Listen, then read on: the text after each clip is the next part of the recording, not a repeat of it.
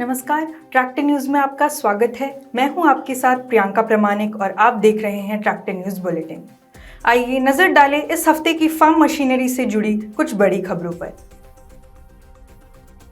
केंद्रीय कृषि मंत्री ने फार्म मशीनरी प्रौद्योगिकी शिखर सम्मेलन का किया उद्घाटन। कृषि ऐप डिजिसाइड्स ने रखा 2025 तक भारत का सबसे बड़ा किसान नेटवर्क बनने का लक्ष्य। अमित शाह ने इफ्को नैनो डीएपी को किया लॉन्च, किसानों से किया इस्तेमाल करने का अनुरोध। लेनोवो की स्मार्ट तकनीक देगी बाजरा कृषि को लाभदायक समर्थन। सिंजेंटा और बायोटेलीस उन्नत समाधानों के लिए आए साथ। एआईएम, नीति आयोग और यूएनसीडीएफ ने भारत को एग्रीटेक में अग्रणी करने के लिए बनाई टीम। आयोटेक वर्ल्ड कृषि ड्रोन बिक्री में वृद्धि, वित्तीय वर्ष 2023-24 में 3000 यूनिट का लक्ष्य। वीरेंद्र सहवाग और अक्षय कुमार ने टू ब्रदर्स ऑर्गेनिक फार्म में किया निवेश। बेस्ट एग्रो ने बाजार हिस्सेदारी बढ़ाने के लिए निवेश की बनाई योजना। आइए रुक करते हैं अब खबरों का विस्तार से। केंद्रीय कृषि और किसान कल्याण मंत्री नरेंद्र सिंह तोमर ने कृषि मशीनरी प्रौद्योगिकी पर शिखर सम्मेलन का उद्घाटन किया। इस दौरान तोमर ने भारत में छोटे किसानों को प्रौद्योगिकी और मशीनरी तक पहुंच प्रदान करने की आवश्यकता पर प्रकाश डाला है। इसके अतिरिक्त उन्होंने बताया कि ट्रैक्टर, पावर टिलर और स्वचालित मशीनरी साहित्य 15,24,000 कृषि मशीनरी और उपकरण राज्य सरकारों के माध्यम से रियायती दरों पर वितरित किए गए हैं। 2017 से स्थापित कृषि मंच डिजिसाइड्स किसानों के प्रति संचार को सुव्यवस्थित करने का काम करता है। यह प्लेटफॉर्म कंपनियों को किसानों तक पहुंचने अथवा किसानों को शिक्षित करने और उनके उत्पादकों की बिक्री में वृद्धि का उद्देश्य रखता है। इस कंपनी ने पिछले 3 वर्षों में 2,47,00,000 किसानों का एक मजबूत नेटवर्क बनाया है, जिसका लक्ष्य 2025 तक भारत का सबसे बड़ा किसान नेटवर्क बनना है। यूरिया के बाद इफ्को का नैनो डीएपी हाल ही में बुधवार को केंद्रीय गृह मंत्री अमित शाह ने लॉन्च किया। इस दौरान उन्होंने कहा कि इफ्को नैनो डीएपी तरल प्रोडक्ट का लॉन्च फर्टिलाइजर के क्षेत्र में भारत को आत्मनिर्भर बनाने के लिए एक बहुत महत्वपूर्ण शुरुआत है। इस दौरान अमित शाह ने किसानों से दानेदार यूरिया व डीएपी की जगह लिक्विड नैनो यूरिया व डीएपी का इस्तेमाल करने की अपील की। बहुराष्ट्रीय प्रौद्योगिकी कंपनी लेनोवो ने केरल के कंथलूर गांव में बाजरे की खेती का पुनर्जीवित करने के लिए वर्क फॉर ह्यूमनकाइंड पहल का भारत संस्करण लॉन्च किया है। लेनोवो की स्मार्ट तकनीक बाजरे की खेती के फायदों के बारे में जागरूकता फैलाएगी।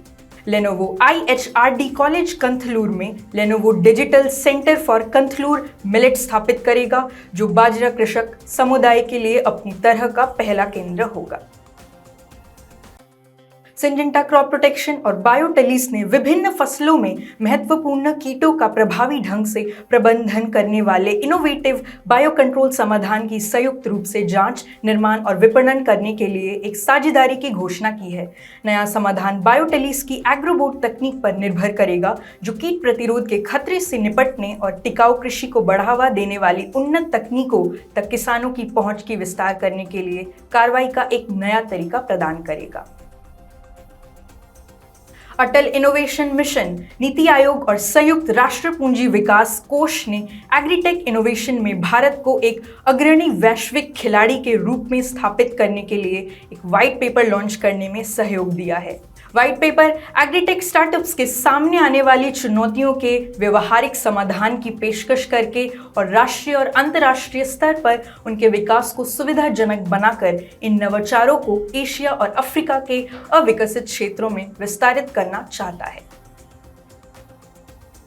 आयोटेक वर्ल्ड एविगेशन ने पिछले वित्तीय वर्ष में 500 ड्रोन बेचे और इसका लक्ष्य वित्तीय वर्ष 2023 से 24 में अपनी बिक्री को लगभग 3000 ड्रोन्स तक बढ़ाया है। कंपनी ने पिछले हफ्ते अपने लोकप्रिय कृषि ड्रोन एग्रीबोट का एक नया A6 संस्करण पेश किया है, जो अधिक कॉम्पैक्ट और पोर्टेबल मॉडल है। टू ब्रदर्स ऑर्गेनिक फार्म्स ने 14 करोड़ 5 लाख रुपए हासिल करते हुए अपनी pre series A funding round को सफलतापूर्वक पूरा करने की घोषणा की है। बॉलीवुड सुपरस्टार अक्षय कुमार ने भी TBOF में निवेश किया है। अपने निर्णय के प्रमुख कारणों के रूप में कंपनी के स्वस्थ जैविक खाद्य उत्पादन और ग्रामीण विकास का समर्थन करने के लिए संपन्न का हवाला देते हुए वीरेंद्र सहवाग भी कृषक समुदाय और समाज के स्वास्थ्य पर सकारात्मक प्रभाव पैदा करने के लिए संगठन के अटूट समर्पण से प्रेरित थे। इसके चलते उन्होंने कंपनी में निवेश करने का फैसला किया। भारत के एक प्रमुख एग्रोकेमिकल्स निर्माता बेस्ट एग्रो लाइफ लिमिटेड ने 15 से 20% की बाजार हिस्सेदारी हासिल करने के लिए दीर्घकालिक उद्देश्य के लिए एक माध्यम निर्धारित किया है।